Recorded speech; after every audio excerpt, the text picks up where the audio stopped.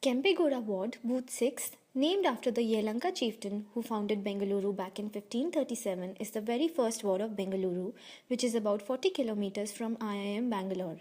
Prima facie, it looks like any other locality of a metropolitan city, but like any other locality, it is unique in its own way. The people, the history, the economic structure, the level of industrialization, and the problems are also familiar yet different.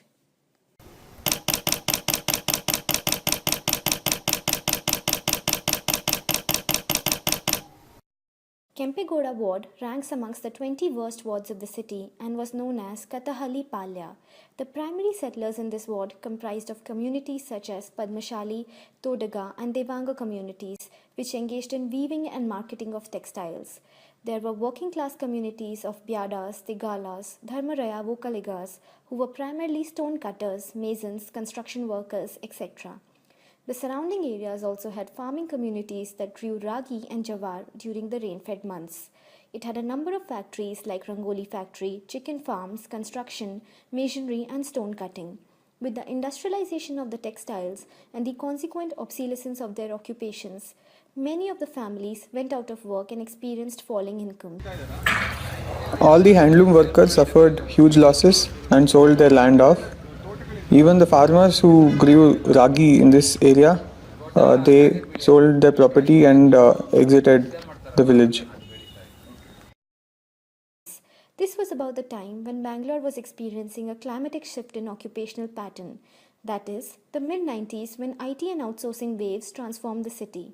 The area was characterized by a lack of civic facilities till about 5 years back when it was included under the Municipal Corporation of Bangalore. As a result of the distance of the city from central Bangalore, Maruti Nagar and surrounding areas were characterized by low prices in the early 2000s. Therefore, a good number of retirees who were earlier on the rolls of the government bought lands at throwaway prices. Thus, today we can see a lot of upper caste retirees from the Brahmin and Lingayat communities in the area. The inflow of the politically affluent has also led to the gradual improvement in the conditions of the ward.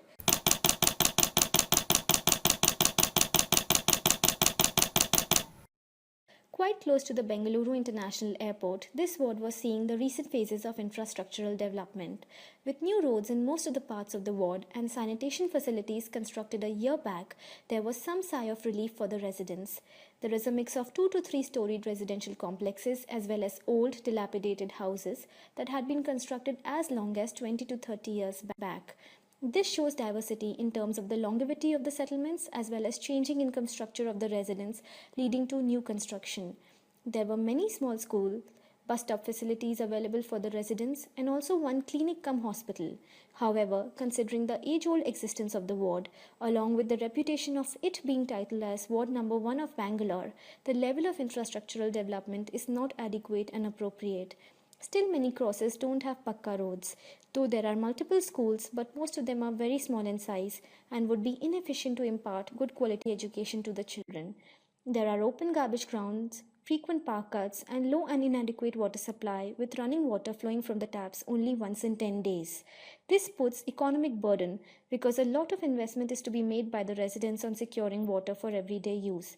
Considering the fact that there are not too many hospitals or clinics spotted in the area, the development of the ward as far as medical facilities is concerned seems poor.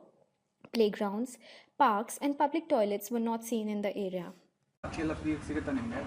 ಇಲ್ಲಿ ಇಲ್ಲ ನಾವು cards ಕೊಟ್ಟಿಲ್ಲ ಏನು ಮಾಡ್ಸಲ್ಲ ಇಲ್ಲಿ ಎಲ್ಲ ತುಂಬಾ ತುಂಬಾ ಮೋಸ ಇಲ್ಲಿ ತುಂಬಾ ಜಾಸ್ತಿ ಮೋಸ ತುಂಬಾ ಮೋಸ so he is effectively below poverty line and he has not been issued his ration cards, so he doesn't get any subsidized food. He is basically surviving on ragi balls, so he doesn't get any food subsidy, nothing. He doesn't have a card, he doesn't have an existence. Water is supplied through the tap there, that too only once in 15 days. After waiting for water since the morning, I got tired and I was sitting alone.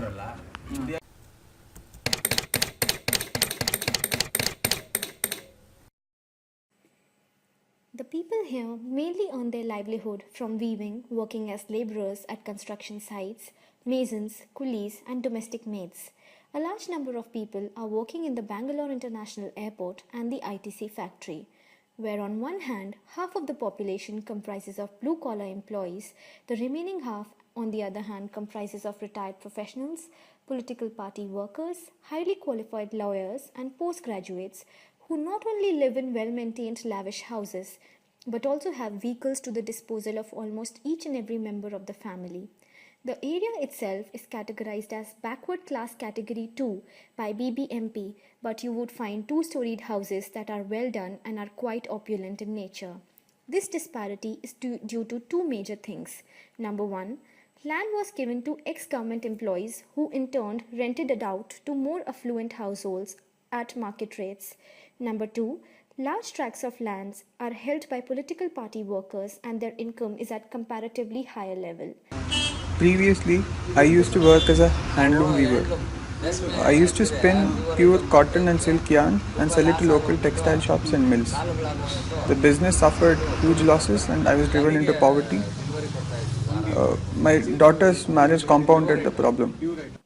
Another major source of income is that through engaging in tertiary services like running one's own bakery, saloon, garage, a butcher's shop, or a photo studio.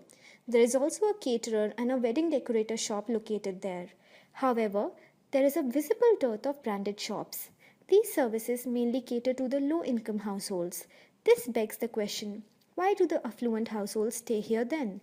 The hypothesis is that they mainly see this as an investment abode, and most of them are looking at quick exits once the rentals pick up.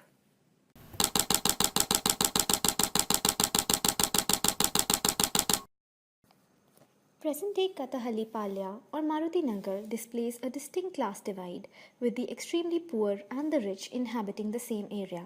The poor comprise of people from the communities mentioned earlier, whereas the rich comprise of neo-settlers and working professionals from a plurality of communities, both from within and outside of Karnataka. The area also has professionals working in IT firms, factories, and most importantly in the airport. These professionals include migrants from Kerala, West Bengal, Uttar Pradesh, and several other parts of the country. The professional community is well-to-do, as determined from their bigger houses and ownership of four-wheelers, which are still considered a luxury in all parts of India. There is a mix of religions comprising Muslims, Brahmins, and Lingayat communities. Brahmins have set up small businesses in the area and are also politically active, predominantly on the rolls of the RSS and the BJP, which are strong in the ward. Engagement with the community is minimal in Maruti Nagar, as is characteristic of most urban settlements. The lack of parks, libraries, housing committees, and citizens groups has resulted in an extremely low level of interaction among community members. However, community members do come together for celebrating major festivals such as the Ganesh Chaturthi, Kannada Rajyotsava, Deepavali, and Dashera. Though there is peace and non-violence, the communities are not hostile towards each other. Still, there is lack of the spirit of initiative amongst the residents, especially the poor and downtrodden. They are unable to fight for the civic amenities and prefer keeping silent. Also, there are frequent cases of chain snatchings, thefts, and burglary, showing that the area is not so safe, especially for the women. People here are not good. They'd rather not have you here and take away your property. They would do anything. You're not safe even with 200 rupees in your pocket. A number of women from the lower castes have been subjected to dowry harassment and domestic violence. The lack of civic amenities and the isolation of the area have resulted in a depreciation of rent, which is reflected in its population composition. Yehlanka ward, and especially the Maruti Nagar, is located at a substantial distance from IT hubs of the city, which is reflected in the lack of service professionals in the area. ಜೇಬಿನಲ್ಲಿ 3 ಕಾಸು ದುಡ್ಡಿಲ್ಲ, ಮನೆಯಲ್ಲಿ 2 ಕಾಳು ಅಕ್ಕಿ ಇಲ್ಲ, ಗಂಟ್ಲು ಒಣಗೋದ್ರೂ ಒಂದು ಲೋಟ ನೀರಿಲ್ಲ, ಬಡವ ಸತ್ತರೆ ಒಬ್ಬನೂ ಕೇಳೋರಿಲ್ಲ, ದೇಶದಲ್ಲಿ 100 ಕೋಟಿ ಜನ ಇದ್ದರೂ ಕಲಿಯುಗದಲ್ಲಿ ಒಬ್ಬರೂ ಮನುಷ್ಯರೇ ಇಲ್ಲ.